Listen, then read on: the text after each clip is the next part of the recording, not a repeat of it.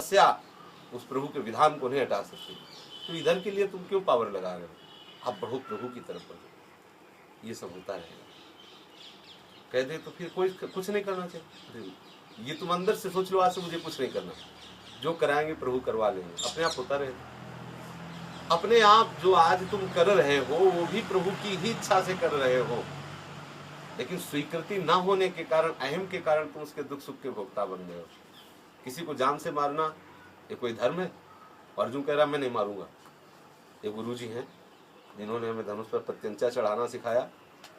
ये भीष्म जी हैं जिन्होंने उंगली पकड़ के चलाना सिखाया।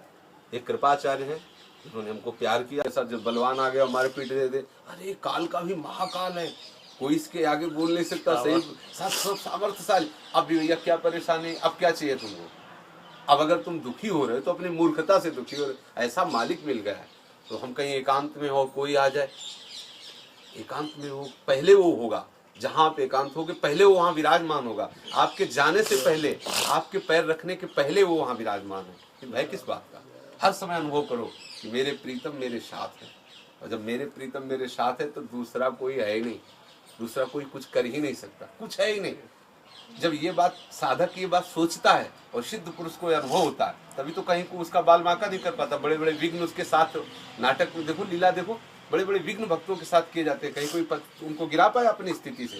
वो बस इसी स्वरूप को देखते रहते हैं। जिसे संपूर्ण जगत से द्रोह करने का पाप है, बड़े साधु सेवी हैं। ये अंदर आकांक्षा है, ये मान है। ये जब तक रहेगा तब तक हमारे अंदर रस की उत्पत्ति नहीं हो पाएगी। मान और परिहरि मान मोह मद है, परिहरि मान मोह। अब देखो मोह क्या है? शरीर और शरीर संबंधियों का, कि प्रभु आपकी सेवा भजन तो सब करें, लेकिन मेरी जो पत्नी है, मेरे जो बच्चे हैं, मेरा जो परिवार है, ये इसको कष्ट नहीं होना चाहिए। मोह किस बात का? सही पूछो तो तुम अकेले नहीं रह सकते थे, इसीलिए पत्नी और बच्चों का रूप धारण करके तुम्हारे पास आया है। तुम अकेले नहीं रह सकते थे ना, तुम्हारे तो क्या करे? अब बहुत प्रेम करते हैं, वो बड़े तुम्हारे प्रेमी हैं, तो उन्होंने पत्नी रूप धारण कर लिया और उन्होंने पुत्र रूप धारण कर लिया और आपके साथ हो गए। अब आप इतना मोह, अगर उनको असली रूप में देखो, प्रभु आप ही हो, तो फंसोगे नहीं। अगर मेरी पत्नी, तो फिर घाटे का सौदा हो जाएगा, क्योंकि प्रभु को जो ही भूलोगे ते ही आप दंड के पात्र बन जाओगे। फिर माया आपको अपने अंदर में ले लेगी, प्रभु के अंदर से आप अलग हो जाओगे। इसलिए मोह और मद, अहंकार मत करो। जो कुछ हो रहा है प्रभु की इच्छा से, मान लो आपसे कोई सत्कर्म हो गया, कोई बहुत बड़ा सत्कर्म हो, तो अहंकार क्यों करते हो कि मैंने किया? अगर आप कर सकते थे तो पहले कर लेते। अगर नहीं कर पाए हो तो निश्चित समझो प्रियाजू के द्वारा ये कराया गया है, श्री जी के द्वारा कराया गया है। भक्त का हर कार्य ठाकुर के द्वारा होता है, उनके इष्ट के द्वारा होता है। मोह मद क्या है? मान, मोह और मद भजौ कोश लाग। इन तीन का त्याग करना है। मान का त्याग करना है, मोह का त्याग करना है और अहंकार का त्याग। ये तीनों तभी त्याग हो जाएंगे जब प्रभु की कृपा हो जाएगी। वास्तविक पूछो तो तुम त्याग नहीं कर पाओगे। आसपास से इतने डंडे लगा दिए जाएंगे कि अपने आप अनुभव में आने लगेगा कि नहीं हम सबसे छोटे हैं। हर प्रयास निष्फल कर दिया जाएगा। जितना तुम मान चाहोगे उतने तुम्हारा अपमान करवा दिया जाएगा। जहां जहां तुम मोह करोगे उसे मोह का नाश कर दिया जाएगा। प्रभु कृपालु। और जितना अहंकार करोगे उतने नीचे झुका के रौन देंगे। समर्थ डॉक्टर है। शरण में होने के बाद ये भी मत सोचो कि यार मान मोह मद हटने के बाद ही रस मिलेगा, तो मान मोह मद का ऐसे हटेगा। हटाना हो हटा देना, हटाना हो ना हटा देना, अपने तो आनंद लो। अपनी जो बात है वो ऐसी, मान लो ये हटाना है तो आप समझ लो, हटा लो। उनसे बता दो कि हटा देना है मान मोह मद। सुनते हैं कि आपके मार्ग में परेशानी की बाधा है, हटा देना। आपको आवश्यक समझ में आ रहे तो हटा। हम तो जैसे हैं तैसे आपके हैं, बस इतनी बात है। देखो कितना आनंद आता है। और ये बोझा मत लादना कि हटाना वो करना है। हटाना करने की हमारी सामर्थ्य होती तो फिर आपके पास क्या था? करो ना, आप जो हटाना हटा दो, जो जोड़ना जोड़। एक चीज हमको केवल करनी, उनसे अलग नहीं होना। बिसरियो इस पे हमारा समझौता नहीं होगा। याद उनकी भूल जाए ये समझौता नहीं होगा कि अब याद करवाना हो तो करवा लेना, न करवाना हो तो न करवा लेना। ये अभी स्थिति नहीं है। जब ऐसी स्थिति आ जाएगी ना, तो ऐसा संतों ने कहा है कि मैं राम का भजन नहीं करता, राम मेरा भजन करता है। ऐसा कहा है संतों ने। वो स्थिति अलग है। अपनी इस पे समझौता भी नहीं करना, क्योंकि अपने समझौता कर लेंगे तो खिसक जाएंगे दूसरी जगह। अपनी स्थिति नहीं है ना, और सब ये समझौता है। सुमिरन में समझौता नहीं होगा।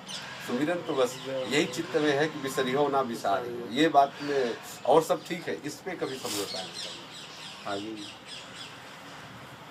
निर्माण शून्यता आशा बंधा समुत्कंठा नाम गाने सदा रुचि आसक्तिस तद्गुणाख्याने प्रीतिस तद्वसति स्थले इत्यादयोनुभावास्युर जात भावांकुरे जना। अगर अपने अंदर आशा बंधा, प्रतिक्षण आशा है, मुझे नित्य विहार की सेवा मिलेगी, मुझे पर प्रियाजू की अनुपम कृपा है, समुत्कंठा, उत्कंठा पूर्वक वो है, हमारे ऊपर श्री जी कृपा है।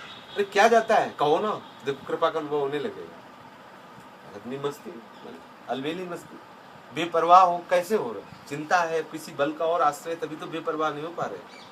जब बल हो जाएगा ना, बेपरवाह होने लगेगा। वो हमारी है, उनकी कृपा से बात बन जाएगी, और ठीक है, चकाचक आनंद खाओ पियो, आनंद लो। हर समय उनके चिंतन मनन में, भजन में चित्त जाते, और उनके सिवा कोई आश्रय नहीं, तो हम कहाँ जाएं? हमारे पास कोई बल नहीं है। सुनेरी मले निर्बल के बल, मेरे बल श्री वृंदावन रानी, मेरे वो बल है, उन्हीं की कृपा से होगा। अब जो चीज हमें अंदर लगती है कि ये प्रियाजू से अलग है, उसके लिए हम रोएं, प्रियाजू से प्रार्थना करें कि इसको भी आप स्वीकार कर लो, हमारी इस वृत्ति को भी स्वीकार कर लो जो आपसे अलग है। वो निश्चित कृपामयी है, वो स्वीकार उसको भी किए हुए, लेकिन आपके अंदर भ्रम है, ये बात वो वृत्ति भी वही स्वीकार किए हुए है, पर हमारे अंदर भ्रम है। उस भ्रम का वो निवारण कर देंगे तो आपको दिखाई देगा कि जो वस्तु, जो व्यक्ति, जो स्थान हम प्रियाजू से अलग समझ रहे थे, वस्तुतः वो प्रियाजू ही हैं, उनसे अलग कोई वस्तु है नहीं। तो आप आनंदित हो, भजन करो, खूब भजन करो, सेवा में, सुमिरन में, भजन में, बस मदद करो।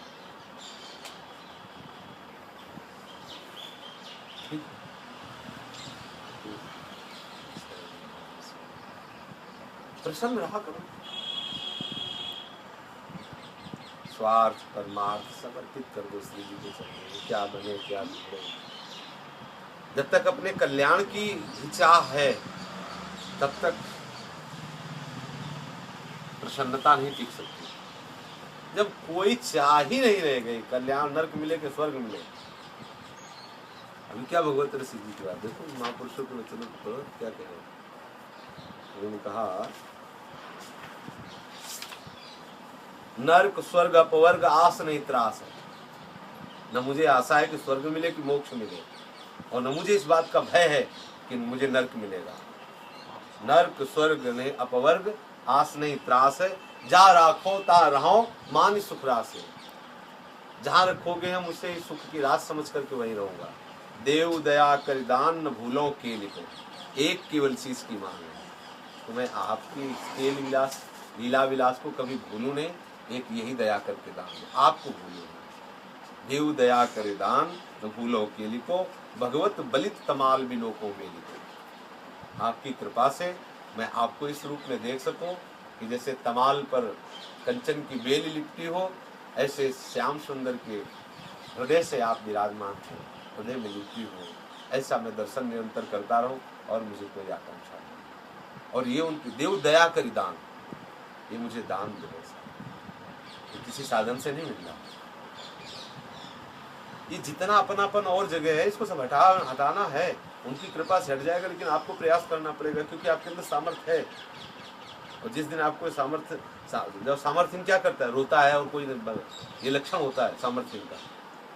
बच्चे को आप जैसे कुछ, और वो जब उसकी सामर्थ्य से अलग की बात हो जाएगी तो क्या करेगा, रोने लगेगा। जब सामर्थ्य से बाहर की बात आपको समझ में आने लगी तो रोना शुरू हो जाएगा। जिस दिन रोना जिस विषय में होगा वो बात सुधरती चली जाएगी, कृपा से। सुख दुख भुगते देह नहीं कत संख है, और निंदा स्तुति करो राव क्या रंक है। परमार्थ व्यवहार बनो के ना बनो, ये परमार्थ है, ये व्यवहार है, ये स्वार्थ, बनो कि ना बनो। अंजन होए मन नयन रसिक भगवत, मेरे नेत्रों में अंजन की तरह बन करके आप विराजमान हो जाओ। बस परवार हो, बस उनका नाम न भूले, ध्यान रखो। कितना मीठा नाम है राधा,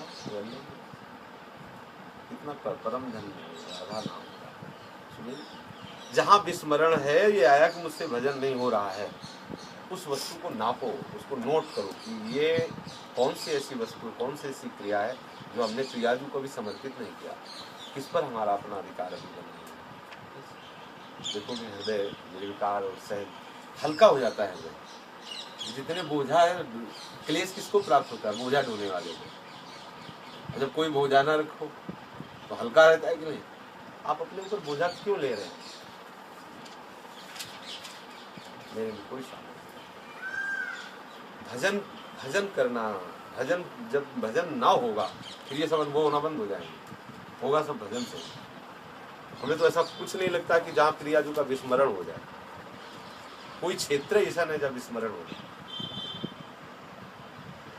जैसे किसी के पास कोई हादसा हो जाता है, कोई तो उसको भूलता नहीं, हंसाओ खिलाओ खवाओ पियाओ, तो उसको एक रह के वही चिंता रहता है कि नहीं रहता है। कोई घटना हो जाए, किसी अप्रिय का विछोह हो जाए या किसी प्रिय का मिलन हो जाए, दोनों बात है।